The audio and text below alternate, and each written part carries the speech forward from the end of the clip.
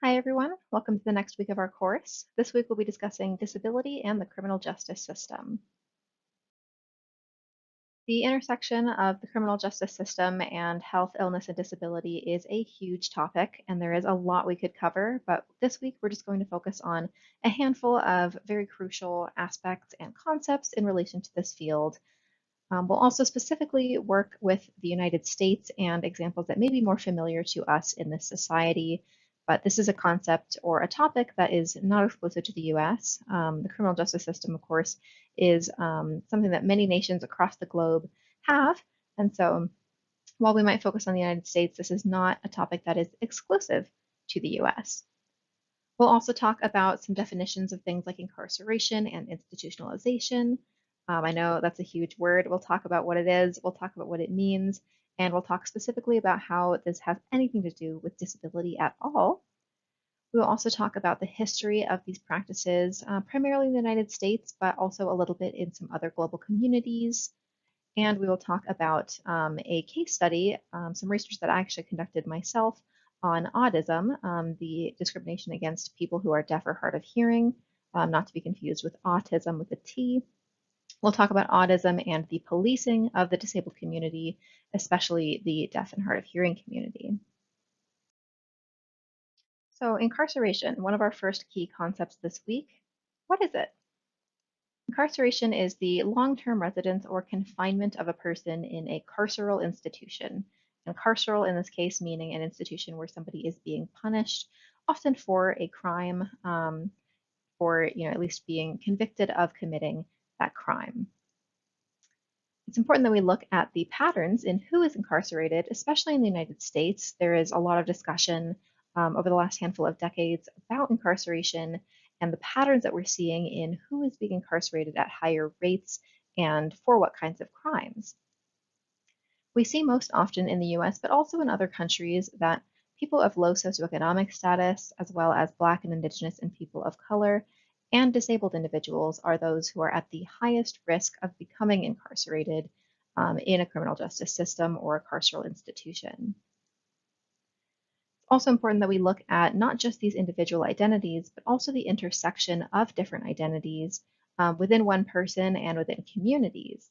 So when we're looking at socioeconomic status, we can also be looking at race and disability.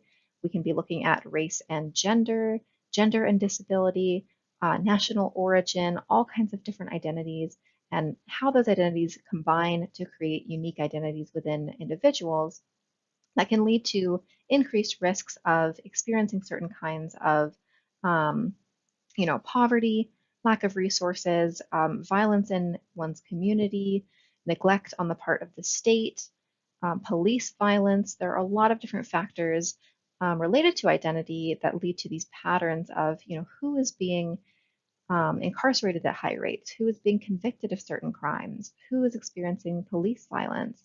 And again, that intersection specifically of SES, race, and disability, we are seeing a lot of the time it's those low SES individuals, Black and Indigenous people of color, and disabled people, especially anyone who has all three of those identities, kind of the Yahtzee of marginalization in this case. Those are the individuals and groups that we're seeing be incarcerated at the highest rates. In discussing specifically incarceration and disability, it might not seem right at first glance that these are related concepts, but there's actually a really close relationship between the carceral institutions in our country and worldwide and disabilities. Specifically, it's important that we look at how incarceration can actually cause or lead to and contribute to disability for a lot of individuals. Think for a moment about how that might be the case. We know that people who are already disabled are at a higher risk of becoming incarcerated.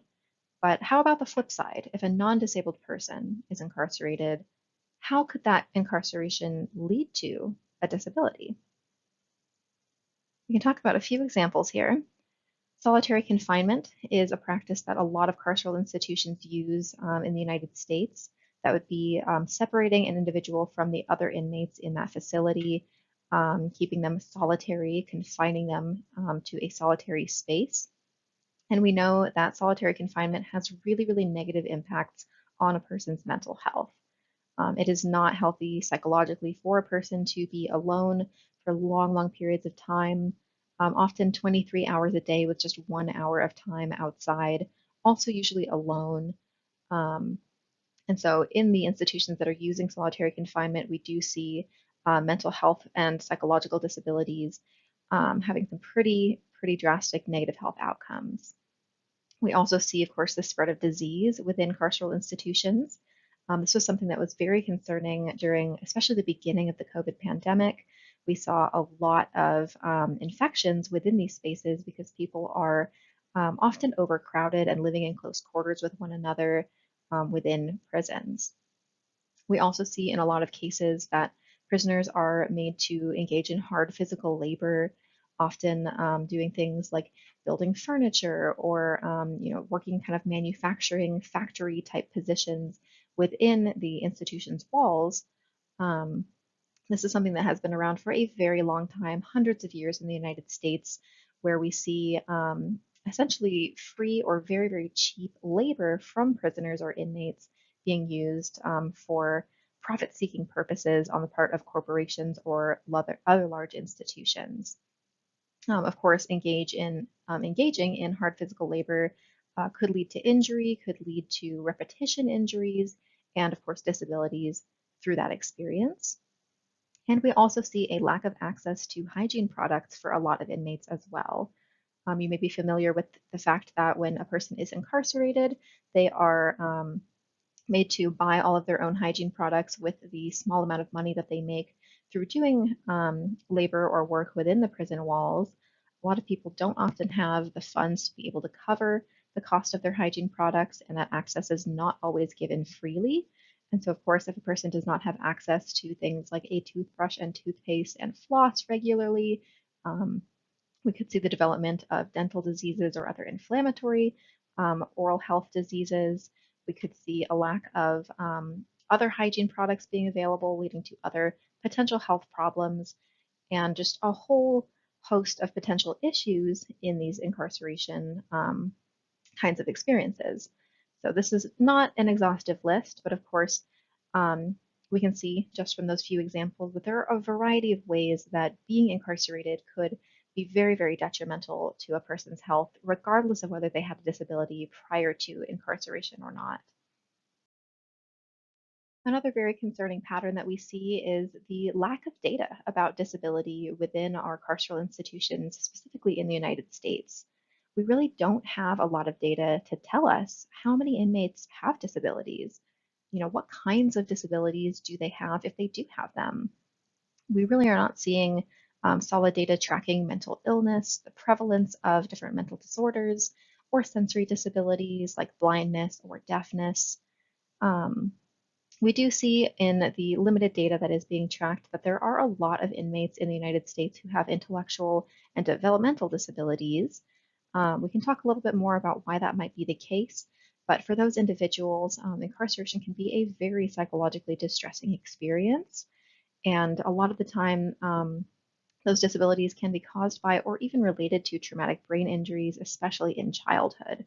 So there are a lot of confounding factors in disability and incarceration, but it's important that we know what's happening here, right? If we ask why might that data be useful, um, knowing, if we see these patterns of, oh, a lot of our inmates are disabled in this particular way, or our inmates are developing anxiety disorders or depression, or a lot of our inmates are deaf or they have intellectual disabilities. What does that tell us about that system and that institution? If people of a particular group are being incarcerated at higher rates or convicted of crimes at higher rates. We also see this with the Black community. That does not necessarily mean, and in the case of the Black community, it does not mean that that population is committing crimes at higher rates or that there's anything about that community that's just built in, prevalence of crime. There are a lot of social and cultural factors, things like racism, and in the case of disability, ableism, that could lead to a person being convicted of a crime or even arrested in the first place, right? Being profiled and then arrested, being eventually convicted, being eventually incarcerated. All of these patterns are happening in a way that is a pattern, right? It's not an accident, it's not a coincidence. We're seeing these power structures and these patterns of marginalization and oppression and these isms and discrimination leading to these inequitable representations of certain communities within the walls of our carceral institutions. Adding another element in here for an intersectional perspective, if we look at disability and age in regards to incarcerated populations, we do see that young people or disabled young people, disabled youth, are overrepresented in juvenile justice facilities. This means that young people with disabilities are present in carceral institutions at higher rates than they're present in the general population. So coming straight from our reading this week, we do see that about a third to almost half of inmates have disabilities within these juvenile justice facilities, compared to only 12 to 14%, so less than 1/5 of students who are in schools. Um, this disproportionate representation of disabled youth in those juvenile justice facilities shows us that young people with disabilities are being incarcerated, potentially being convicted of crimes and then incarcerated at higher rates than non-disabled youth, as well as disabled youth in schools being underrepresented compared to the representation of their population within juvenile justice facilities in general. Continuing with our discussion of disabled youth and incarceration, we see something called the school to prison pipeline for a lot of disabled individuals, a lot of disabled students. This is something that you may be familiar with as far as common discussions about the school to prison pipeline, including BIPOC individuals, so Black and Indigenous people of color, particularly young Black men. This is the circumstance where students with certain identities tend to be socialized in a way or disproportionately punished and policed in such a way that leads them to go from potentially being school age or in school to becoming incarcerated during their education or potentially soon after their education. We see this at very high rates amongst students in lower income areas or areas with high rates of incarceration of the population members or the members of that community.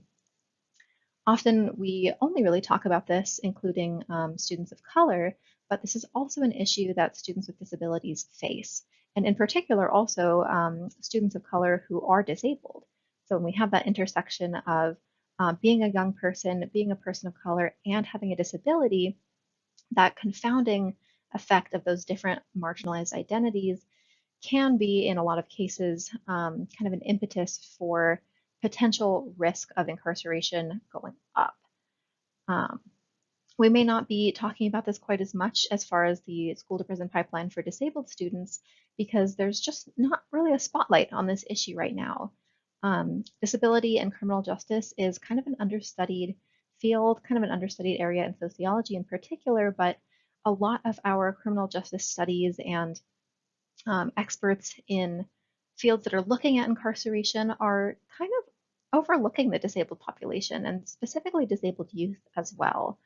So it's really important that we're acknowledging these patterns so that we can do something to help with the injustices that are taking place while these patterns exist. So keeping with this pattern of discussing disability and disabled students in schools, we can also kind of view schools in a lot of cases as penal institutions, socializing institutions, and places where the way that students are treated based off of their identities, particularly marginalized identities like racialized individuals and disabled individuals, these institutions are not always quite so equitable for students with those marginalized identities. Particularly with the race and disability intersection, we do see that more students of color are labeled as disabled within schools than white students. Um, so within special ed programs, we tend to see a higher disproportionate representation of disabled students of color rather than disabled white students. And there are a variety of reasons for that. Our readings this week touched on this topic a little bit, but one of many reasons could be due to racist stereotyping. Um, this can go in a lot of different directions, but particularly for Black and Latinx students, we do see negative stereotyping about intelligence. And that racist stereotyping can lead to problematic overdiagnosis of intellectual and developmental disabilities for students of color in a lot of cases. We see the flip side as well for Asian students, where because of the, again, racist stereotype of the model minority and the stereotype that Asian students or Asian individuals are smarter than the average person, a lot of the time intellectual and developmental disabilities may actually be missed and underdiagnosed within that population. But we also see a lot of behaviors being labeled as deviant or pathologized within students of color. So a Black student with similar behaviors to a white student may be labeled as more disruptive or more problematic by their teachers, by administrative staff, and may actually be more likely to receive a behavioral mental health kind of diagnosis, such as ADHD or autism, and placed into a special ed program compared to white students in that same school or with those same exact behaviors. It's also important that we acknowledge that while these patterns are happening, there is a lot of debate about, should we have separate special education classrooms for disabled students? Um, Regardless of whether we're looking at an intersectional identity of race or age or anything else, if we're looking just at disability, should we be separating disabled students into their own classrooms, giving them a separate learning space? Or should we have all the non-disabled and disabled students living, not living, learning together within the same classrooms? Most of the time, we do see this separation, or at least temporary separation, sometimes for a couple periods or a couple hours out of the day. Sometimes we see schools that are entirely dedicated to disabled students. So there are pros and cons to both, of course, but in a sense, we do see kind of a de facto segregation taking place when a lot of these students that are labeled as disabled or diagnosed with different disabilities, when they're placed into a separate classroom, if a lot of those students are students of color, we do see a segregation taking place not only around disability lines, but also around racial lines. And it's very important that we keep good data, that we track students in these kinds of circumstances, and then we can see, is there something problematic happening here? Is there a disproportionate representation of one group of students in one space or another? And are these spaces being given equal resources, equitable education, equal education, and other factors just like that? So, coming back to a discussion of more direct incarceration and the criminal justice system, let's look a little bit more at intersectionality and how that can play another factor or a variety of factors in the carceral system. We do see, of course, racial criminalization. This is the instance of a person being criminalized and racialized at the same time. So, this tends to happen, or well, really only happens to BIPOC individuals.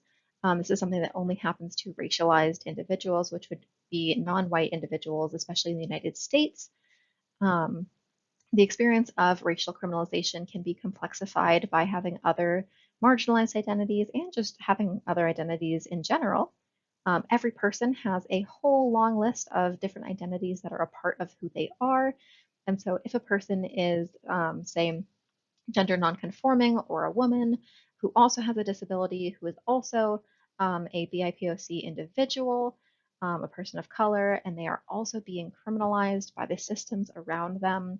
This is a very tricky, sticky situation where there's a lot of intersecting marginalizations, and that individual is going to be at a very, very high risk of becoming incarcerated due to all of those confounding factors and cultural social understandings of what those identities might mean for that person's so-called criminal status. We also see that for young disabled people, young disabled girls and women of color, they may experience a intersection of internalized racism, internalized ableism, and internalized misogyny. Our readings this week talked a lot about um, youth institutions and the incarceration of young disabled people, especially girls of color, and the very difficult situation that this population is facing with that kind of multiple marginalization that's taking place in day-to-day life, in school, and then also in these carceral institutions. It's very important that we acknowledge as well for students or for young people that becoming incarcerated means missed education. If a person is school age when they become incarcerated, they are no longer attending school. In juvenile justice facilities, we do see, attempts, of course, to continue education for young people, but there is no guarantee or promise that that's going to be high quality, consistent, or equitable education. So for a lot of people, this could lead to never finishing high school, never graduating, maybe never even getting a GED due to that incarceration, even if it's short term. And this can have really, really drastic impacts on what those people's future can look like and what their future career could look like, what their future job opportunities will be due to that incarceration, not even just because of the incarceration itself, but because of that missed education. And then, of course, when we're looking at schools and carceral facilities across the board, these socializing institutions and the cultural attitudes and practices that are pushed and perpetuated within these spaces, that really leads to this very individualistic and victim blaming kind of attitude a lot of the time.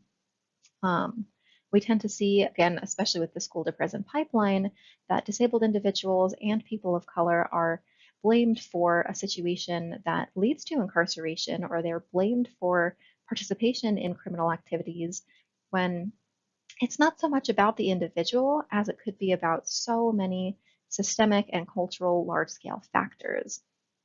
I haven't talked about it much to this point during this lecture, but across all of this is the intersection of socioeconomic status, of course, and we know that so many different crimes are actually committed because of socioeconomic reasons, such as food insecurity, housing insecurity, or other experiences that are common amongst low SES individuals that could lead for a person or lead to a person needing to potentially steal food or break into a building for shelter or other things like that.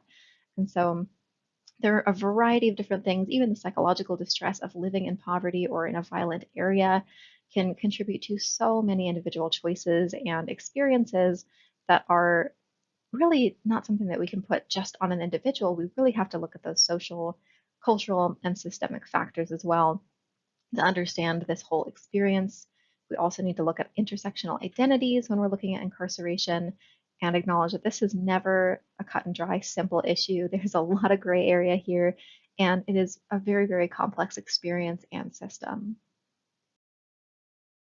Within the United States, but also in other places around the world, we have to acknowledge that incarceration is directly tied to our version of political economy, which of course we call capitalism. We have a for-profit prison system in the United States, and it's no secret that putting people in prison is profitable. We talked a little bit about how the hard labor that a lot of inmates are doing for very, very low pay can be a direct contributor to the development of disabilities. That very low pay that they're working for is directly related to how these prisons were created and constructed and built to be in the very first place. Um, a for profit prison system is designed to be profitable and profitable at the expense of those who are inmates within it. So the modern institutions that we have, the modern carceral institutions and for-profit prisons, they didn't come out of nowhere. Um, we had until about 1867 in the United States something called the peonage system, which happened after slavery was abolished. This was essentially very similar to today's prisons, but this is where formerly enslaved individuals were forced into this kind of debt servitude sort of situation where they were, unable to find jobs or land of their own because of this just generations long disenfranchisement and marginalization. And so, what a lot of people ended up having to do to survive, a lot of formerly enslaved individuals had to do to survive was to essentially take on debts from former slaveholders or former enslavers and work on those same farms and plantations and essentially be indebted to those individuals for providing housing, providing maybe the tools to be able to farm the land. People would be taking out loans or taking on debt to essentially be working as it's just another word for slavery, really, the peonage system. And um, we saw, of course, in the same period of time, a lot of other laws coming up to make it very, very difficult to survive for formerly enslaved individuals and, of course, BIPOC individuals in general. The way that capitalism was constructed, the way that the political economy was constructed during this period is very, very similar to how it is today in so many ways. Um, we saw, of course, the Black codes and other legislation discriminating against and segregating and oppressing Black individuals, Jim Crow laws, all the way up until the 60s. And then, of course, coming up with the era of Reagan and neoliberalism and the privatization of so many parts of commerce and the economy. We saw the growth of for profit prisons, which essentially just built on the peonage system but created a physical space where people could not leave. Um, Really, not all that different from the way that even post slavery plantations worked, but imprisoning people, incarcerating people, or housing people permanently and involuntarily for very, very low pay, essentially debt servitude, um, no room for upward mobility in terms of socioeconomic status, and just a whole host of different issues that individuals within these systems are subjected to. And it was no accident. It has always been built into the system that Black individuals and people of color in general are oppressed and exploited and abused within these systems and structures. So, of course, the way that we see for profit prisons today is a little bit different. Maybe people don't always frame it in that way, but the origins of our modern carceral state are directly rooted within slavery, within racism, within the exploitation of people of color in this country. Even though it's not quite as explicit a lot of the time, we do still see, of course, that the United States has a very disproportionately high percentage of inmates who are Black men and especially just people of color in general. The overrepresentation there is no accident. Um, it is a direct translation of what we saw during post-slavery and even pre-slavery or during slavery America, just by another name. So now we come to a discussion of the prison abolition movement. And this is not specific just to a discussion of disability and incarceration, but it's very important that we discuss, since we're on the topic, what is the prison abolition movement, or what does it mean when people ask for prison reform? Um, Essentially, the prison abolition movement is a movement seeking to end all prisons, not just for profit prisons, but to get rid of incarceration as a practice entirely. And that might sound a little bit absurd, especially to a lot of us in the United States. We're very used to the way that things are done here with our criminal justice system. But interestingly, there are a lot of other nations and a lot of other places that have abolished prisons, at least in the way that we know them. That's not to say that people who are absolutely, 100% sure we know that that person committed a crime, say murder, something very heinous, um, there are a lot of ways that that can be handled, and the way that the United States handles things is just one way. There are a lot of Scandinavian countries where, in the instance of a person becoming incarcerated or imprisoned, what is really happening there is they're going to kind of a reformatory space or a place where they're going to be rehabilitated and potentially, but not always, be able to incorporate back into society. And what that could look like is not stripping a person of their identity in such a way that we do in the United States, where people are allowed to wear plain clothing, they may have more private space, they may have access to more variety of food or hygiene products, or just be given more funding to access the things that they want to have with them while they're in that institution. A lot of individuals essentially live in like these tiny home kind of communities where every inmate or every prisoner, so to speak, is in their own small abode and working together, doing community farming, group therapy, individual therapy, and really these rehabilitative kinds of practices. There's a lot of education available to those individuals, quality health care, hygiene products, all the kinds of things that are really lacking within the US prison system.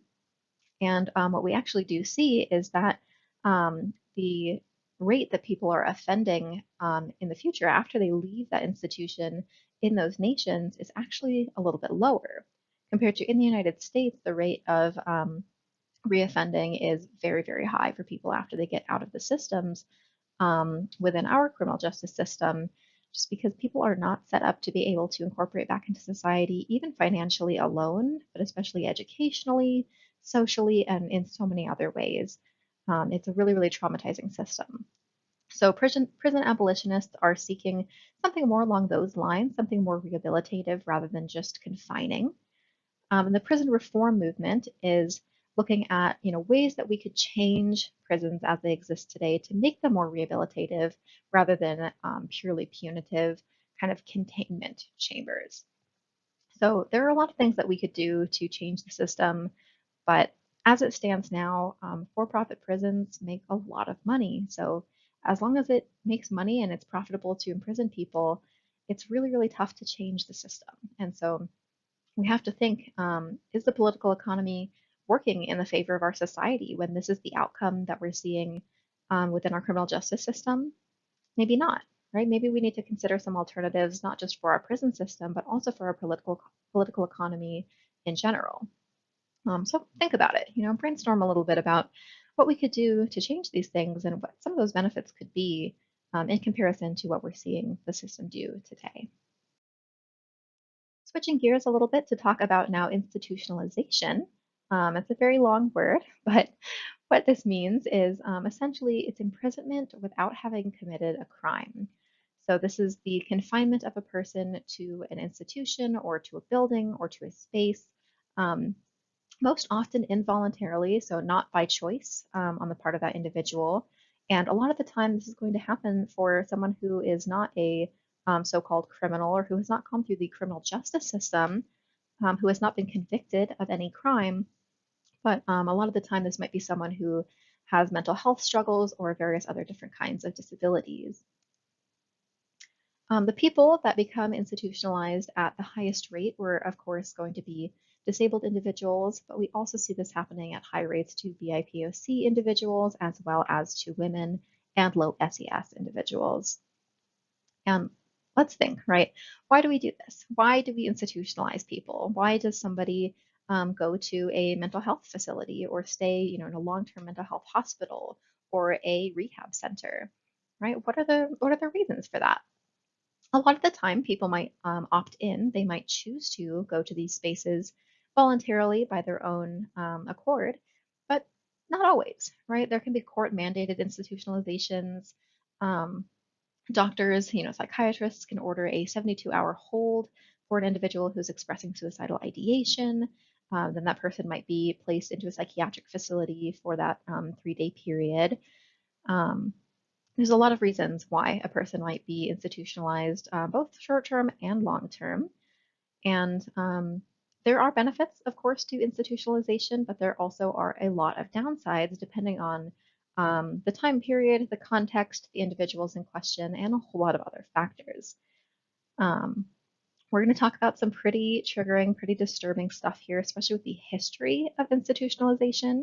We'll talk a little bit about what used to be called insane asylums. So, trigger warning, real quick, for the following few slides.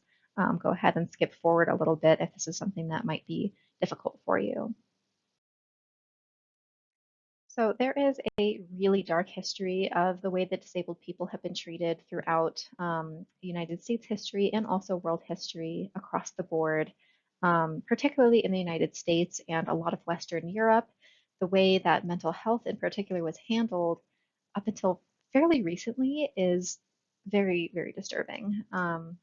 We saw a lot of so-called treatments being used in these kinds of facilities, things like electroshock therapy, hydrotherapy, which is usually like really, really cold water, maybe ice baths, lobotomies, which that middle picture on the slide here is depicting, solitary confinement, confining people in straitjackets or other restraints, and a lot of other, again, so-called treatments that were really just it's just another way of naming torture with some, you know, less disturbing language. Within institutions such as insane asylums, the people that were living there were often not given the amount of food that they needed to survive. They were often very malnourished. People often didn't have clothing. A lot of inmates or um, residents, inmates of these facilities would be naked, neglected, beaten, abused in so many ways. It's really, really horrible. And because this was happening to a population that was and still is very devalued by society at large, we didn't see a lot of people stepping in or a lot of advocacy or activism to try to stop this really horrible maltreatment until some, muckraker journalists kind of got into the nitty gritty horrible details of it, and we started to see a little bit more attention to it going into, the 1960s, 70s, and 80s. Um, we also, of course, saw that overcrowding was a massive issue. A lot of places would have far, far more residents than they were built to accommodate. So people would be overcrowded. Sicknesses could spread really easily, especially when people were, malnourished, often had injuries, sometimes from being beaten or abused. It was just really, really, really atrocious. So then we come to deinstitutionalization. Again, a very long word here.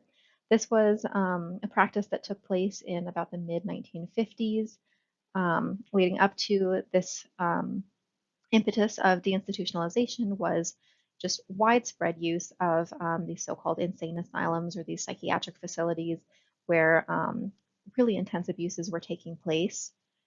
Um, Essentially, deinstitutionalization was the US government trying to shut down these institutions. The reasons for this, there were a lot. Um, it was pretty expensive to run these facilities, even though they were doing it in a really problematic and questionable way. They were not feeding or clothing or taking care of the people who were living here in any kind of just way whatsoever, almost all of the time. But it was still very expensive to have these really large buildings and to even minimally keep the individuals alive within those spaces. There was also growing criticism with some muckraking journalists. There were more people kind of starting to pay attention to this happening, especially if it happened to people that they knew. And there's also the development of a lot of new treatments and medications during that period in time. This was a big growth in medical research. There was starting to be more understanding of human psychology. And so there was suddenly, and maybe not so suddenly, but slowly and within this period, a big growth in options available besides just essentially imprisoning people who had mental health struggles. We also saw an increased availability of community-based care, and during this period, a growth of neoliberalism, meaning those neoliberal attitudes about individualism, pulling yourself up by your bootstraps, taking care of yourself and not relying on others quite so much. And so a lot of these attitudes sort of influenced this push to get rid of these facilities or these institutions. Of course, deinstitutionalization was not all positive. Of course, there was a lot of horrible stuff happening within the asylums, but what tended to happen to the people who were residents there when they were released, a lot of people just became unhoused. They had nowhere else to go. And so for those individuals, they were now unhoused, unemployed. Maybe they didn't have a lot of education, particularly for people who had intellectual or developmental disabilities. They may be illiterate. They may not have ever had any education or support to be able to have skills to go out into the workforce and make a living. We also know that the community-based treatments available at the time in like the 1950s and 60s, they were really, really expensive to those who could afford them. These would be things like residential homes for individuals with, say, like intellectual or developmental disabilities. So this is really inaccessible to a lot of people. And then for the institutions that were a little bit more affordable, they were often not very high quality. So essentially, deinstitutionalization sounds like a great idea, but the way that it was carried out was not very well planned. A lot of people were essentially just released out onto the streets, and these institutions were closed, and then they just kind of became abandoned. They were just kind of left there to, collect dust while the individuals who had been there were left to fend for themselves. And um, they were really just forgotten and not supported in the way that maybe this um, practice of deinstitutionalization could have potentially been good for them. Moving a little bit away from our discussion of carceral institutions or institutions in general, we can talk about the practice of policing. Police are, of course, one huge component of the criminal justice system. Police are going to be one of those first points of contact for a lot of people who are entering the criminal justice system. And so it's important that we talk about how policing impacts the disabled community and what this kind of relationship can look like. Um, Starting off not so strong, we do know from the data that over half of people who are killed by police are people who have disabilities or disabled individuals. Um, this is a really shocking figure. We do know that a lot of individuals killed and injured by police are BIPOC individuals, especially Black men, are disproportionately represented in that figure of people killed by police. Um, I'm sure all of us are very aware of the Black Lives Matter movement and some of the just absolutely atrocious things that have happened in these instances. But I think a lot of the time we don't acknowledge that the disabled community is really, really negatively affected by these practices as well. The reason why we see so many individuals, particularly disabled individuals, being harmed or killed by police is a lot of police are not the most fitting people to show up in the instance of a physical or mental health emergency.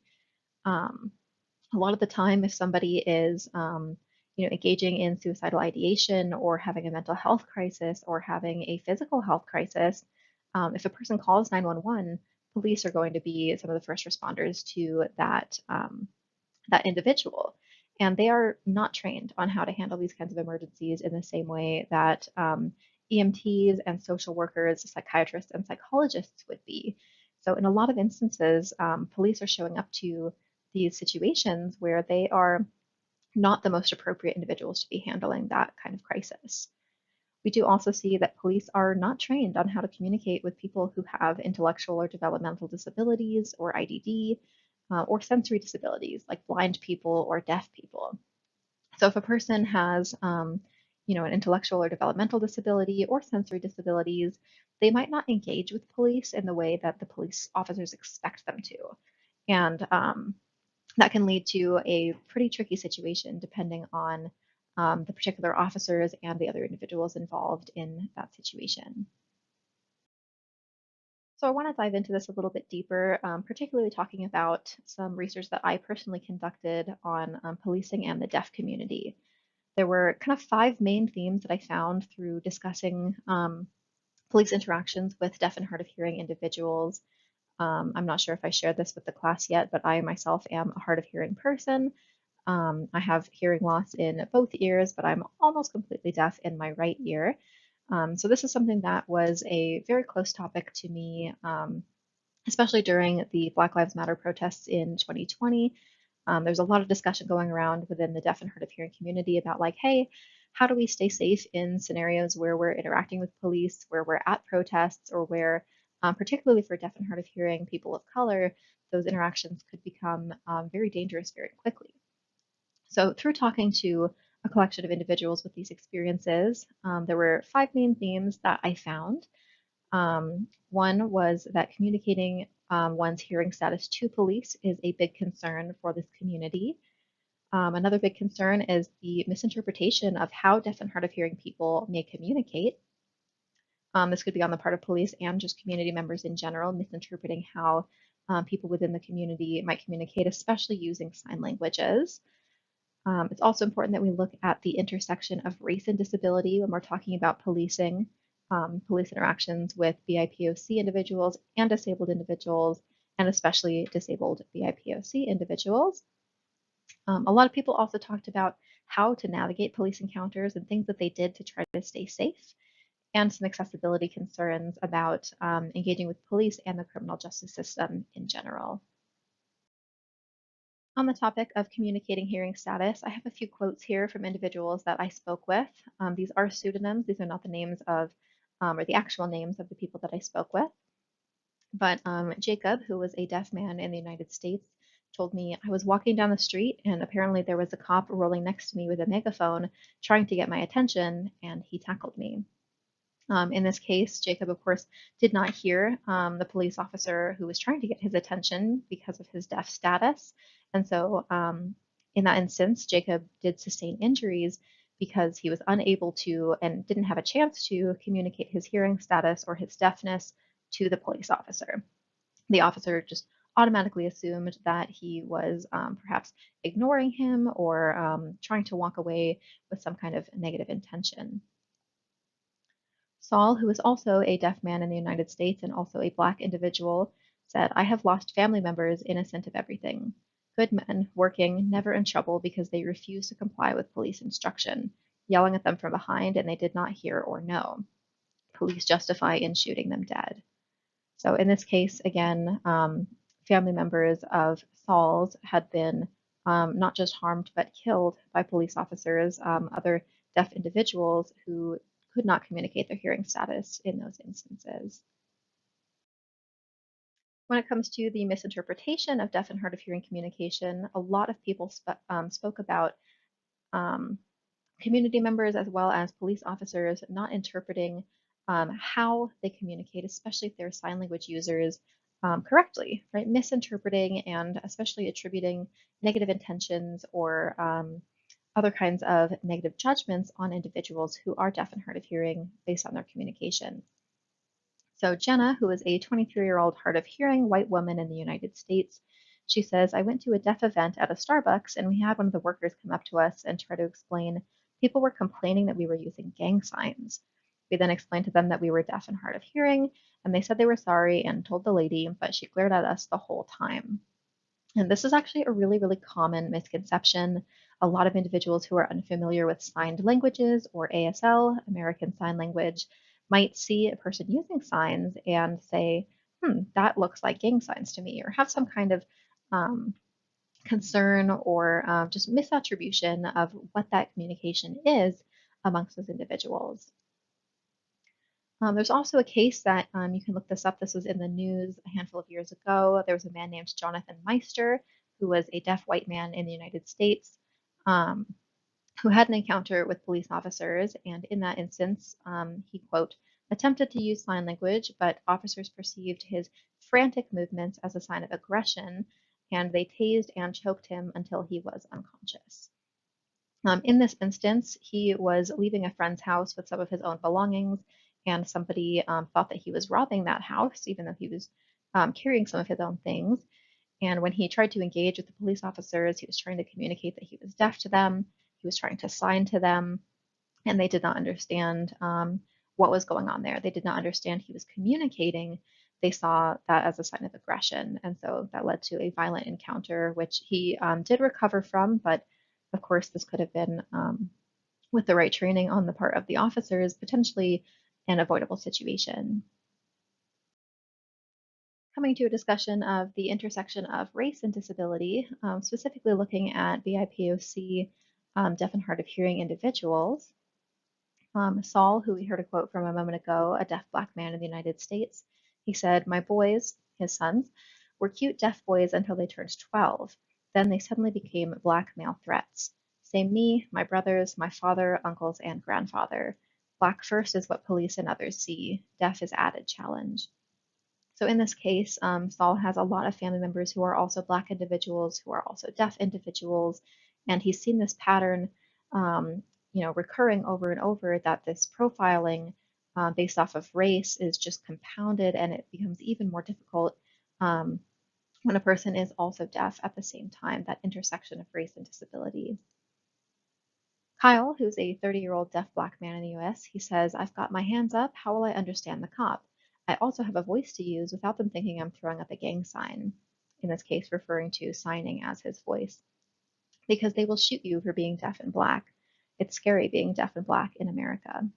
So again, that intersection of, wanting to share his hearing status, wanting to communicate, and not being able to understand the cops, not being able to sign back and forth with them and have that smooth communication. All of this is complexified, complicated, and made even more dangerous because of that intersection of race and disability. You can also look up these cases. There's news coverage of what happened to Magdiel Sanchez, John T. Williams, Daniel Harris, and Darnell Wicker. All of these men were killed by police. All of these men were people of color who were deaf or hard of hearing. When it comes to navigating police encounters and how deaf and hard of hearing people do so safely, we also need to be discussing accessibility concerns and just how this kind of interaction can go and really how scary and dangerous this can be for a lot of deaf individuals. There are a lot of safety concerns in engaging with officers. There are a lot of questions about, how do I communicate my hearing status? How do I make sure that nothing bad happens? What do I do if I can't understand the police? What do I do, or what will happen if I don't hear them when they're trying to get my attention? There are a lot of worries and a lot of anxieties about these encounters. Of course, it's very important that for deaf and hard of hearing individuals, especially for things like traffic stops, but also participation in the criminal justice system in general, that communication tools are available. This can mean interpreters for people who are users of assigned language or ASL, but not every deaf and hard of hearing person uses ASL. A lot of people might prefer to use speech to text on a phone or handwritten communication or a whole lot of other different kinds of methods. Matt, who is a 46-year-old deaf man, gave a little bit of advice during the study on how to safely navigate a police encounter. He says, first, stay calm. I have been screamed at because I didn't hear commands. Don't wave the paper saying you are deaf. Wait until they come up and slowly give it to them. I carry a pad of paper in the car. You won't get an interpreter. And this final sentence was repeated by a whole lot of other people. This was a very common experience that individuals, especially at traffic stops or within a court system, have waited a long, long time for an interpreter and they never got one. So in these cases, of course, a person needs some way to communicate with those around them, and pen and paper may be the best that they can get. But if you think about how scary that could be, especially during a traffic stop, if you don't know why you're being pulled over and you're not able to communicate with the officer, or if you're in court and you're not sure what's going on, maybe you're on trial and you don't know, all the details about everything for your case leading up to it. Maybe your lawyer is not able to communicate effectively with you, especially in the case of someone who does not use ASL or would not be able to benefit from an interpreter. Speech to text on screen captions are not always very reliable or really the best way to handle such a serious and important situation where communication is really, really crucial. Jordan, who is also a deaf person in the US, says, if I think a protest might be violent, I wear my deaf shirt. More often than not, it's the police that are violent, not the protesters. So in this case, kind of self-labeling, wearing a shirt that gives a message of, hey, I'm deaf, maybe I'm going to communicate a little bit differently. I might not hear you. I might not respond to you in the way that you expect or at all. Kind of trying to create a buffer and get a little bit ahead of things with potential police encounters that that person might have to navigate. So we've covered a lot this week. This was just a tiny dipping our toes in the water when it comes to incarceration and the criminal justice system and disability. There is so much to explore here. Really, we could have an entire class just on this topic. But a little bit of a crash course summary of what we covered this week. We do see that incarceration disproportionately impacts both disabled people and BIPOC individuals, especially disabled BIPOC individuals. We also see that the school to prison pipeline is simultaneously a racist and ableist problem, affecting students of color and disabled students both disproportionately. We also know that institutionalization has a very dark history, and deinstitutionalization did not solve everything. That created some of its own new problems as well. Finally, we know that police violence disproportionately impacts the disabled community. It also is very harmful for the deaf and hard of hearing community, as we saw with that quick case study. There is a lot of problems, a lot of abuse, a lot of mistreatment taking place across the board in our criminal justice system. It's a very tricky situation. Unfortunately, there's a lot of reform that needs to happen, but there are a lot of people working on creating that reform, catalyzing that change, doing that very, very important work. And I hope that learning a little bit about this week has inspired some of you to think about these issues a little bit more and maybe see what you could do or what you could learn to maybe have some positive change in this area as well. Thanks for being here this week.